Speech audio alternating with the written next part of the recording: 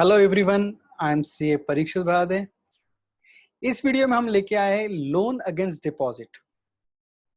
Bank audit में bank deposit accept करती है और जब जरूरत पड़ती है उसके अगेंस्ट में एडवांसेस भी देती है। सो इस वीडियो में हम देखने वाले हैं कि एडवांसेस अगेंस्ट डिपॉजिट किस तरह से चेक करना है। So let's begin the topic. सबसे पहले हमें देखना होगा बैलेंस शीट में कि बैंक कितने टाइप के एडवांसेस दिए हैं डिपॉजिट के अगेंस्ट में। जनरली एफडी के अगेंस्ट भी एडवांसेस दिए जाते हैं, आरडी भी है, अगर आपके रिकरिंग डिपॉजिट है उसके अगेंस्ट भी एडवांस दिया जाता है। कभी कभी एडवांसेस दिए जाते हैं, कभी कभी ओवरड्राफ्ट लिमिट सैंक्शन होती है। सो सबसे पहले हमें एक काम करना है कि सबसे पहले हमें बैलेंस शीट में कौन कौन से आइटम्स है वो चेकआउट करना है। सेकंड, क्लासिफाई करना है हमें कि कौन से लोन एडवांसेस कैटेगरी में है और कौन से लोन रनिंग लोन कैटेगरी में है।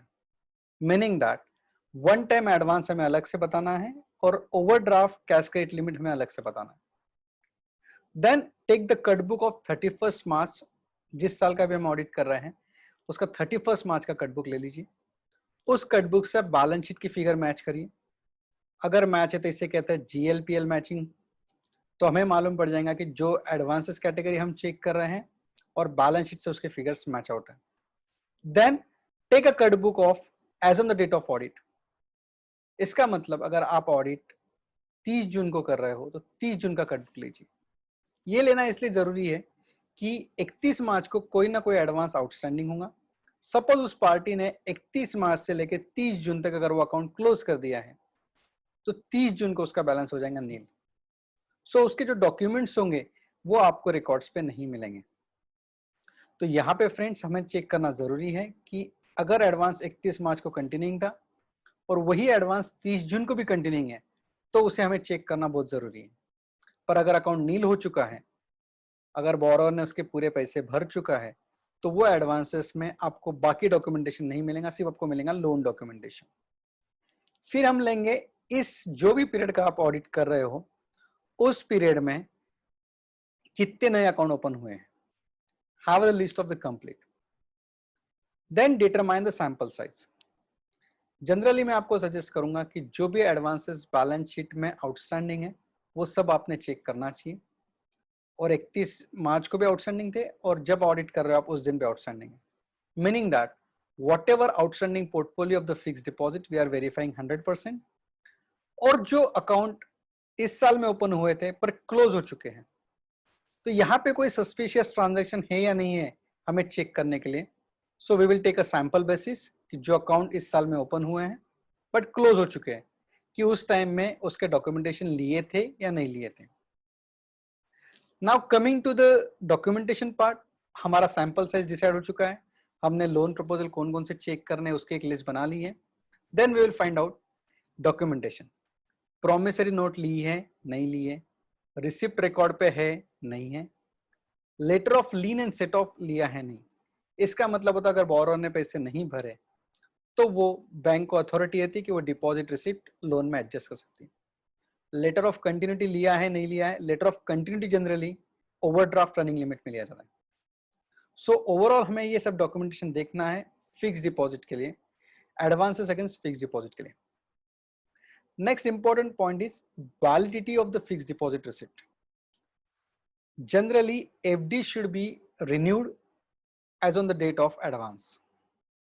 मतलब 31 मार्च का अगर हम लोन देख रहे हैं तो उस दिन वो एफडी मैच्योर्ड नहीं होना चाहिए। उस दिन उसको मैच्योर्ड अगर हो भी गई तो उसको रिन्यूअल होना चाहिए एफडी का, और 31 मार्च को उसकी वैलिडिटी इंश्योर करना चाहिए अपन ने। Then FD should be duly discharge with the revenue stamp and signature.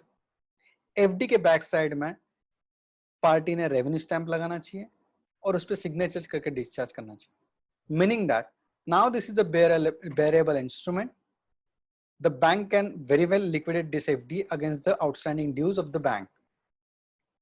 Margin requirement, अगर आपकी 1 लाख रुपए की एफडी है तो जनरली बैंक उसको 90% तक एडवांस देती है।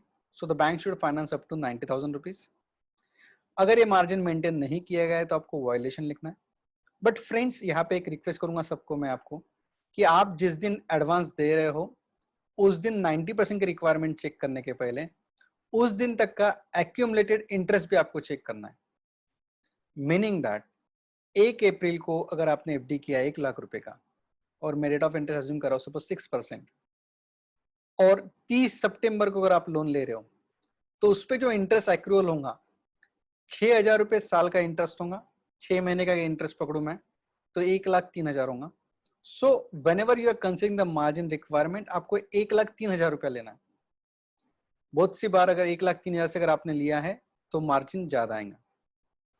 सो coming to lien mark, lien mark fix deposit पे फिजिकली भी मार्क करना चाहिए और सिस्टम में भी लीन मार्क होना चाहिए। तो आपको सैंपल बेसिस पे एक अकाउंट लिस्ट जो भी आप निकाल रहे हो उनको सिस्टम में लीन मार्क किया है नहीं किया है बहुत जरूरी है, वो चेक करना जरूरी है। फ्रेंड्स, अगर आप अदर बैंक की एफडी ले रहे हो तो it is not a valid instrument.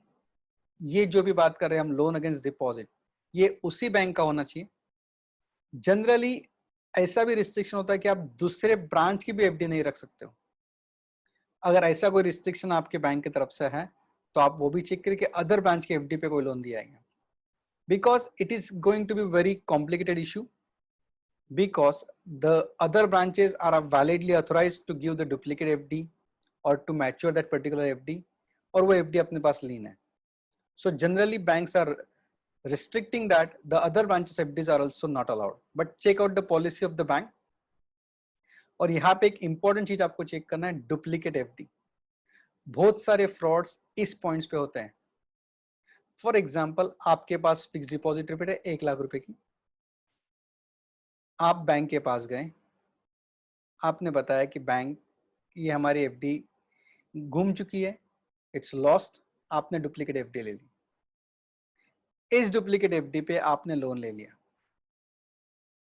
और उस पे अगर बैंक ने लीन नहीं लगाया है और वो ओरिजिनल एफडी आप अगर बैंक में लेके गए और उसे लिक्विडेट कर देते हो तो आपके पास जो डुप्लीकेट एफडी लीन बोल के रखी हुई है उसके एक्चुअल एग्जिस्टेंस नहीं है। सो जनरली जब भी आप डुप्लीकेट एफडी पे अगर लोन दे रहे हो तो आपको इंश्योर करना है कि सिस्टम में उसको लीन लगाया है नहीं लगाया है। यहाँ पे बहुत सारे फ्रॉड इस एरिया में हो चुके हैं already. Then check out the corresponding deposit in the system. जैसे मैंने आपको बताया डुप्लीकेट एफडी तो आपने चेक करना जरूरी है, बट फिर भी आप सैंपल बेस पे आप ले सकते हो कि ऐसा नहीं होना चाहिए कि अगर आपका एडवांसेस अगेंस्ट डिपॉजिट दिख रहा है और इन सिस्टम उसके अगेंस्ट में करस्पॉन्डिंग डिपॉजिट नहीं है। Then rate of interest, generally 1 या 2% एक्स्ट्रा चार्ज होता है डिपॉजिट के रेट ऑफ इंटरेस्ट से।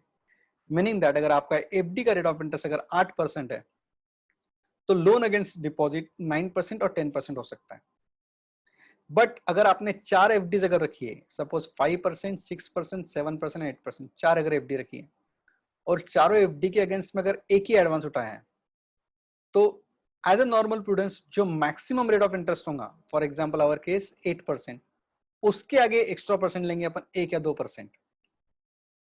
देन अगर आपके फैमिली की अगर आप एफडीज दे रहे हो, फॉर एग्जाम्पल हस्बैंड अगर लोन ले रहा है, वाइफ, बच्चों के नाम पे अगर कोई एफडीज है और वो एफडीज यहाँ पे लीन दे रहे हो आप, तो उनका कंसेंट लेना बहुत जरूरी है। कंसेंट लेटर ले लेना चाहिए और उनके साइन होना चाहिए एफडी के पीछे। देन अगर एडवांस अगेंस्ट एफडी दिया है तो मैच्योरिटी पे वो जिस दिन एफडी का मैच्योरिटी होगा उस दिन वो एडवांस लिक्विडेट हो जाना चाहिए। मोस्टली हम जब ऑडिट करते हैं हमें ऑब्जर्व होता है कि मैच्योरिटी होने के बाद बैंक रिन्यूअल करते जाता है और even though without instruction of the borrower bank 1 से 2% ज्यादा चार्ज करता है। मीनिंग दैट एफडी सपोज आपने 6 महीने के लिए लिया है और एडवांसेस भी उसके अगेंस्ट आपने उठाया है, so on the maturity of the FD date the account should be liquidated, both FD account also and FD advance also, और जो बैलेंस बचेगा वो आपके सेविंग में ट्रांसफर करना चाहिए। बट ऑन द कॉन्ट्ररी अगर आपने उसके अगेंस्ट में ओवरड्राफ्ट लिया है या फिर कैशकेड फैसिलिटी ली है तो on the expiry the account should be get renewed, तो एफडीज भी रिन्यूअल हो जाएगा until the borrower instruct otherwise. अगर आपकी कंपनी है, ट्रस्ट है, तो बोर्ड रेजोल्यूशन लेना बहुत जरूरी है for the renewal of the FDs also and for the renewal of the limit also. Friends, I have tried my best to cover the advances against FD. यहाँ पे 2 category है, advances against FD and overdraft और cascade limit against the FDs. So आपको बारकाई से देखना है कि कौन से टाइप का एडवांसेस है। If you have any doubts और question, you may ask on my email ID and mobile number. Thank you very much, friends.